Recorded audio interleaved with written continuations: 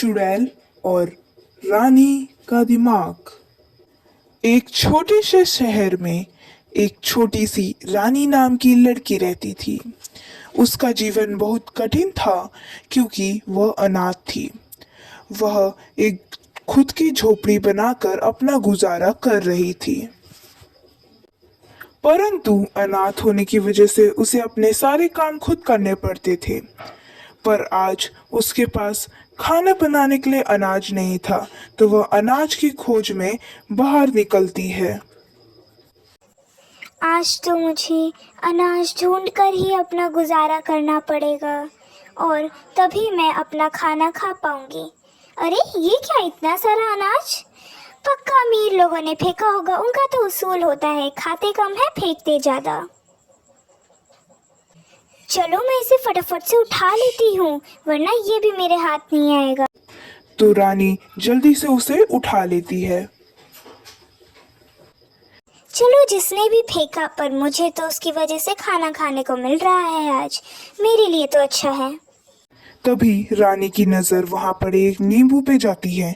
तो वह सोचती है, जब मैंने अनाज उठा लिया है तो मैं क्यों ना नींबू भी उठा लूं, और वह नींबू उठा लेती है। रानी यह सोच के वहां से घर की ओर निकल ही रही थी, तभी उसे अपने पीछे एक अजीब सा साया महसूस होता है। वह पीछे तुरंत मुड़ के देखती है तो उसे खून के पैरों के निशान दिखाई देते हैं। वह फिर से गौर से देखती है तो वह घबराकर तेजी से भागने लगती है।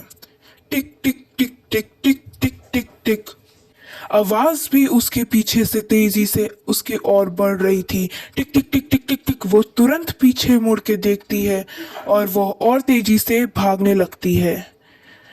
जब वह घर पहुंचती है तब वह सोचती है, चलो आज तो बच गई, परंतु उसे बहुत तेजी से भूख लगने लगती है।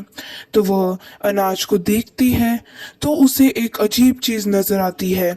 उसमें जो नींबू था उसमें एक अजीब सी हंसी पैदा हो रही थी। वह वो नींबू देख के डर तो जाती है, पर उसे नजरअंदाज करके अपना खाना बनाने लगती है। जब वो खाना बना ही रही थी तभी उसके घर की लाइट बंद चालू बंद चालू बंद चालू बंद चालू होने लगती है। रानी यह देखकर और भी ज्यादा घबरा जाती है। लेकिन अचानक जब लाइट चालू हुई तो उसने देखा कि उसके गले में एक बहुत बड़ा सांप लटका हुआ है। वह यह सांप देखकर जोर से चिल्लाई। रानी पहले से घबराई हुई थी, फिर भी वह चुड़ैल को धिक्कार कर बुलाने लगी। चुड़ैल, तुम जहाँ पे भी हो अभी मेरे सामने आओ। तुम मेरा पीछा क्यों कर रही हो और मुझसे क्या चाहती हो? बहुत समय तक धिक्कारने के बाद आखिरकार चुड़ैल उसके सामने आ ही गई। रानी ने तुरंत चुड़ैल से बोला, तुम्हें क्या चाहिए? तो चुड़ैल ने जवाब दिया, मैं इतने दिनों से इस अनाज में कैद थी और तुम एक ऐसी लड़की हो जिसने मुझे उधर से आजाद किया। तो मुझे अब किसी का खून पीना है और मैं चाहती हूँ कि मैं तुम्हारा खून पीऊं। और तभी वो उसके गले से सांप निकाल देती है।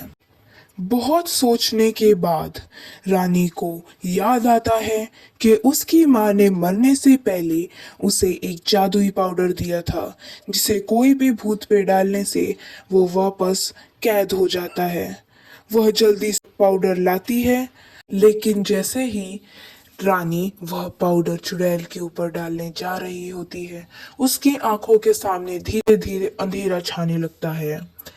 अंधेरा को देखकर रानी को कुछ समझ नहीं आता और वो थोड़ी देर के लिए रुक जाती है, परंतु जैसे ही उसके सामने थोड़ा सा उजाला आया, उसने तुरंत वह पाउडर चुड़ैल के ऊपर फूंक दिया।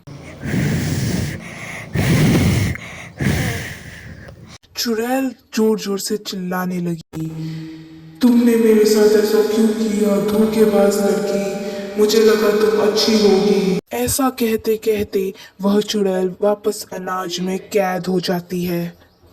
तो बच्चों, आपको भी कभी नीचे से कोई चीज नहीं उठानी है, क्योंकि सबके पास जादुई पाउडर नहीं होता है। आशा करती हूँ बच्चों आपको ये वीडियो पसंद आया हो। पार्ट 2 के लिए लाइक, सब्सक्राइब एंड कमेंट करिए।